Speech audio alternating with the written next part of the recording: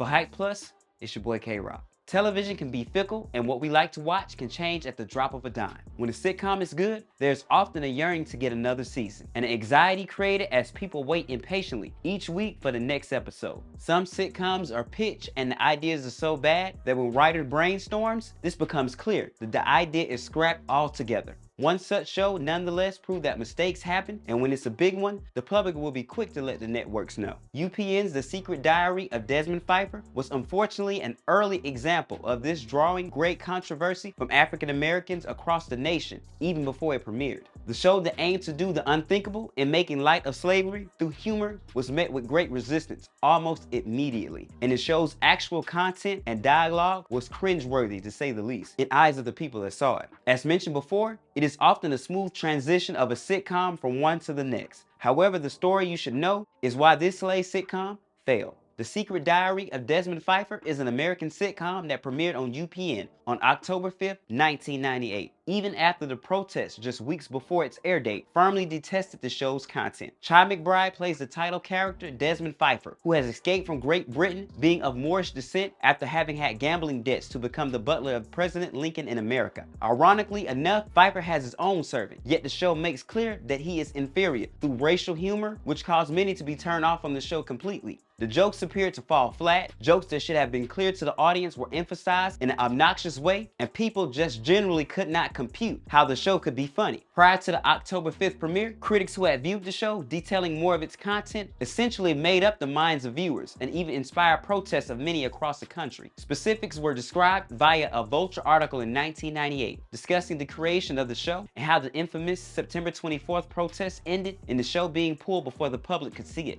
When creators Barry Finaro and Mort Nathan pitched the show, it was following the height of their popularity, having worked on the Golden Girls. Unfortunately, according to the article, pitch fell short almost immediately, as it was revealed that naturally, when the basic premise of the show was heard, the absolute worst was thought about it before a single second of the program appeared on television. There was a protest led by the Los Angeles chapter of the NAACP outside of Paramount Studios a week and a half prior to the premiere, which led to the network pulling the pilot episode. After the original idea for the pilot episode was scrapped, one that was considered less offensive by the UPN sitcom CEO, Dean Valentine. The original episode, titled AOL, Abe Online, which largely poked fun at the escapades of President Bill Clinton when he was in office. Telegraphing to the undisclosed women is the focal way this is done, as the audience is reminded of the horny hillbilly via a poorly timed joke the show's producer didn't even put a laugh track behind to make less cringeworthy. There's even an instance in which Hillary Clinton is attempting to see what her husband is doing, alluding to Bill again being inappropriate. However, the humor fell on deaf ears. Those who did see the episodes were quick to point out multiple instances within the shows illustrating their problems with it. A Baltimore Sun article at the time got the real feelings of the viewers, as it highlighted examples from the infamous first episode, stating that later in the pilot, the sitcom's sex-crazed knucklehead version of Lincoln, Dan Florek, says, "Desmond, being here with you like this, I realize more than ever, it is not right for one man to own another. Slavery is going to be abolished, and I would call it Amendment B3711. Or you can call it Emancipation Proclamation," Pfeiffer says. "Catchy, I like it," says Lincoln. Exchanges like this were often followed by a transition that was awkward or seemed to lack logic, leading to Desmond reminding Lincoln and others that the P in Pfeiffer is silent. Laugh tracks that accompany any time this happened make the humor seem even more forced. With President Lincoln making references to slavery being bad towards Desmond, the audience questioned what was the purpose of him escaping from the gambling debt, only to be deemed and seen as humorous, only with correcting people about his name. Another notable instance within the show that drew great criticism came with the correlation and the reminder that despite Pfeiffer leaving Great Britain to be more of a noble man in the United States, that slavery was still alive and well, albeit making light of it,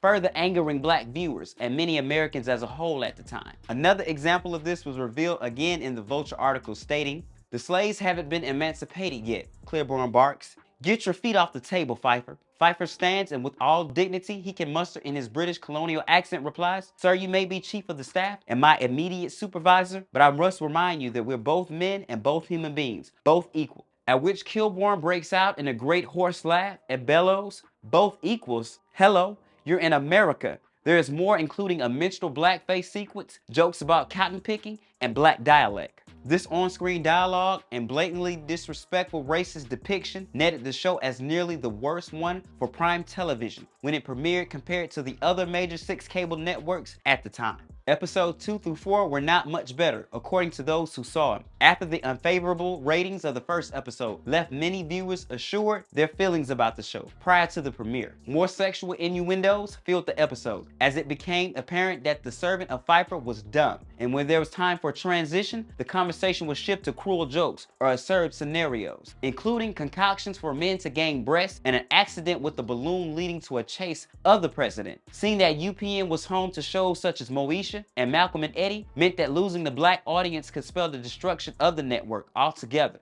The seriousness of the protests and disdain for the show called for cities to intervene. According to the LA Times, the city council called on the commission to screen and review the show after Councilman Mark Ridley Thomas said he believed Desmond Pfeiffer would promote racial discord and was irresponsible and embarrassing depiction of a painful period in history. Noting of the blatant racism in the show that made those that had seen the content cringe, the Writers Guild at the time was still strictly against stopping the broadcast. Despite the fight by the Writers Guild, it was clear that the people echoed a similar sentiment to that of the city councilman. In a 1998 issue of the Baltimore Sun, a man by the name of Michael Johnson, who led protests in Baltimore, revealed, "The problem is the time period it covers, a time when black folks were slaves," said Johnson of the Heritage Shadows of the Silver Screen Museum and Cinema in Baltimore. "Can you declare huge areas of history off limits to humor? If so, who has the right? And if Pfeiffer is identified as a nobleman who escapes to America to dodge a gambling debt in the text of the show, does the fact that he's black automatically call forth the issue of American slavery?" This sentiment was echoed by many at the time,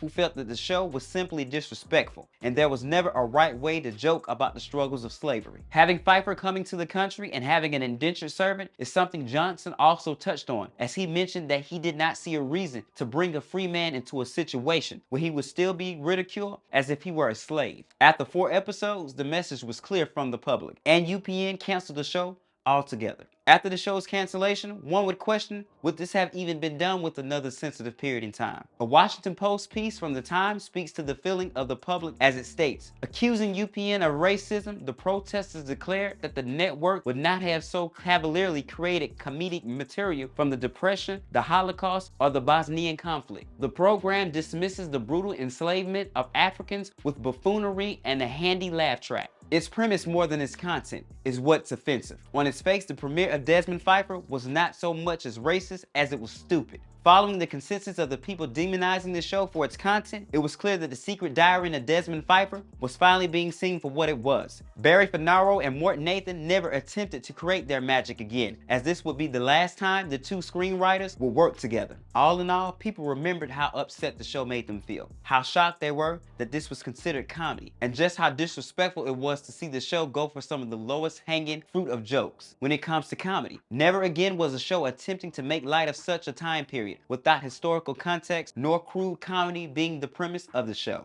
While much press and attention came to the show, The Secret Diary of Desmond Pfeiffer proved why not all press is good press. Stay up to date with the latest news and comedy by subscribing here to our YouTube channel. Follow Comedy Hype across all social media and look out for original content on our new streaming service at comedyhype.com. And for Hype Plus, it's been your boy K-Rock.